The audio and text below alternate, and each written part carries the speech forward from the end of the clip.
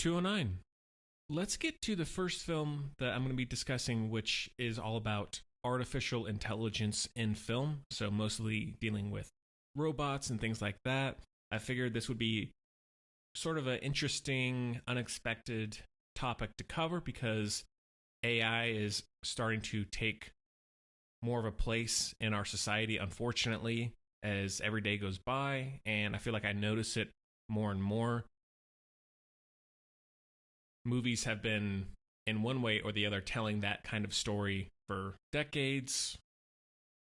Some are more cautionary, as we'll get to. Others are more goofy and more just about action. But I figured it would be a discussion with a lot of variety and movies that I either love or ones that aren't amazing but still have a lot of interesting insights and concepts.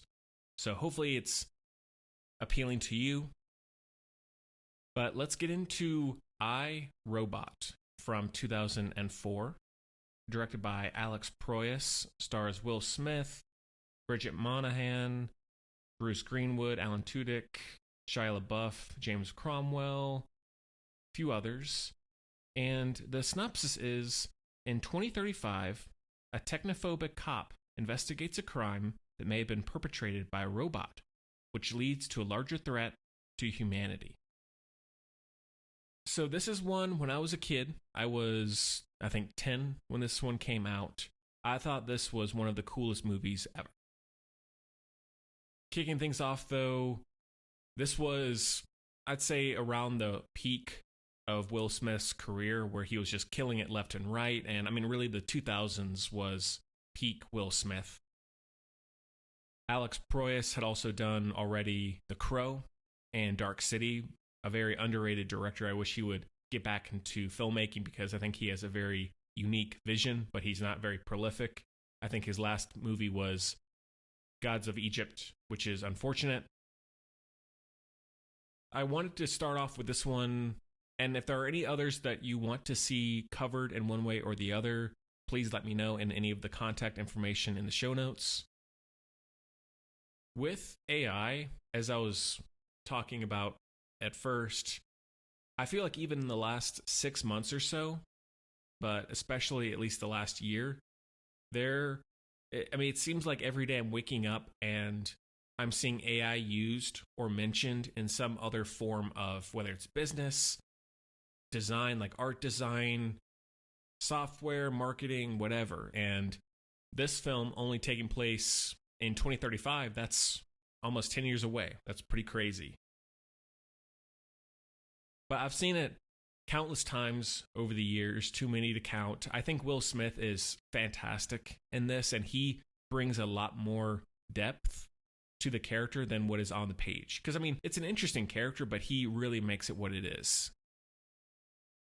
Some just sporadic notes that I love: the design of the robots, the newer robots, and also the older versions who are more colorful and a little bit lankier and awkward, whereas the new ones, they have that milky white skeleton to them, and there's just something so memorable, unique, and a simple yet really effective design, and that immediately stuck out to me, and I feel like I always know that silhouette. The idea of this movie taking place around a murder that seems to be done by a robot, that's very creative, and it's done where I'm always really caring about finding out what's next, who did it, and that whole narrative of the mystery is very compelling. One aspect of the film that honestly makes it what it is in terms of being more emotionally gripping and you really feeling for Will Smith is the backstory of why he hates robots. Because when you first meet him, he's this grumpy cop who he doesn't want anything to do with robots. He doesn't trust them. And you're like, okay, what's the deal here? Like, I get, hey, if you just don't trust technology, there's plenty of people out there who feel the same way. But he's almost overly distrustful where there has to be something else underneath.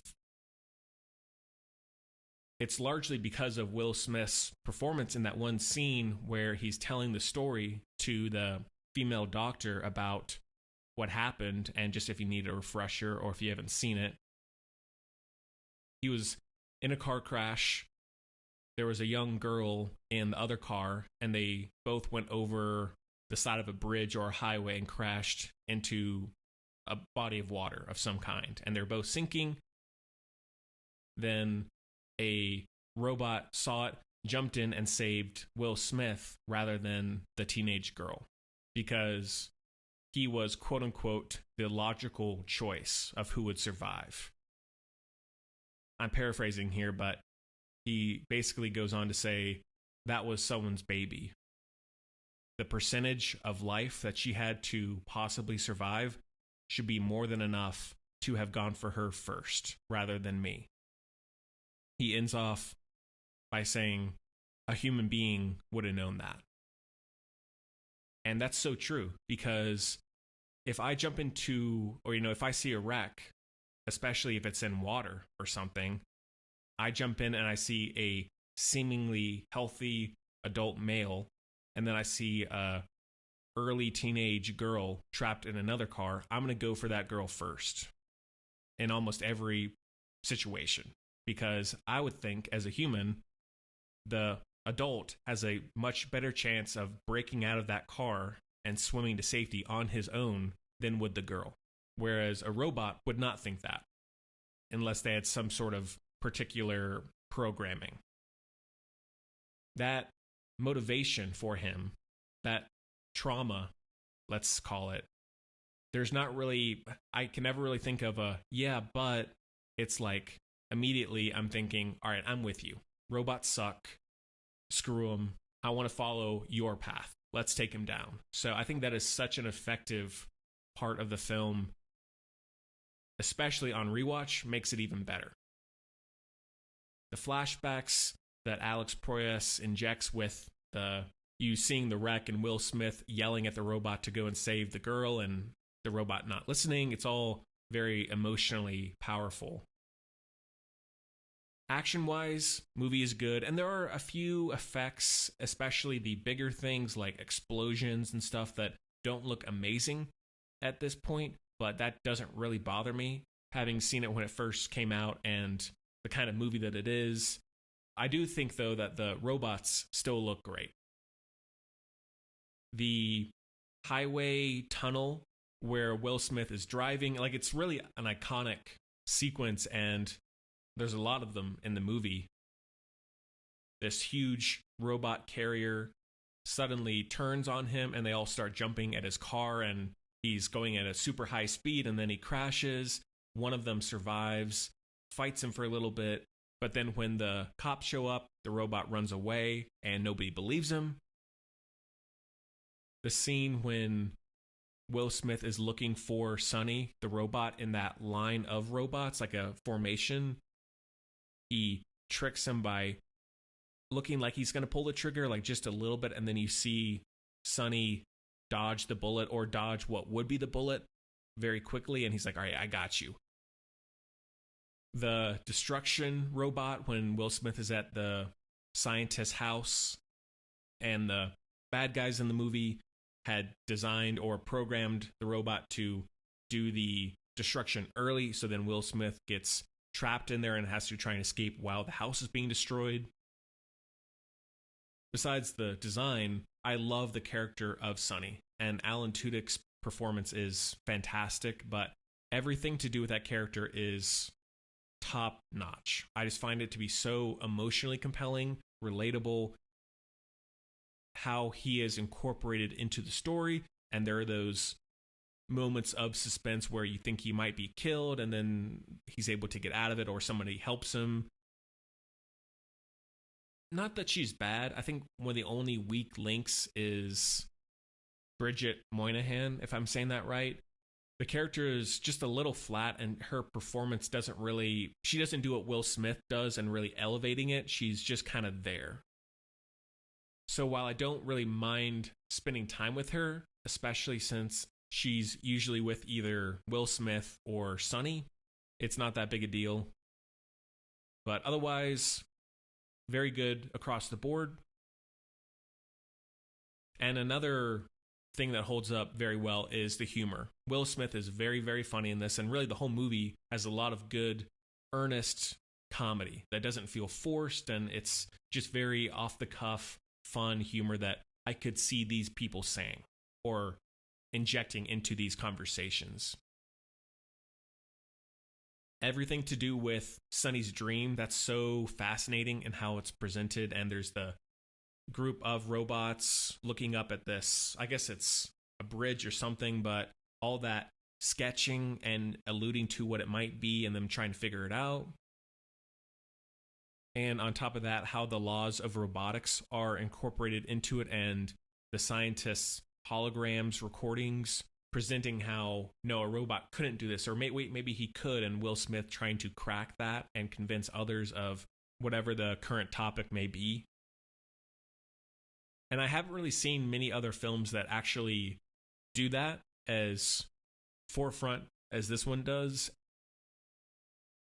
Then those montage backstories of him explaining the behavior of the robots, like when you see that group of shipping containers and the robots are being kept in there, why they're together in a group in the corner as opposed to just being apart from one another as you would think it would be. So there's a lot of what ifs, like, oh wait, that is really interesting, or like, oh cool, like why are they doing that? Why are they not doing this?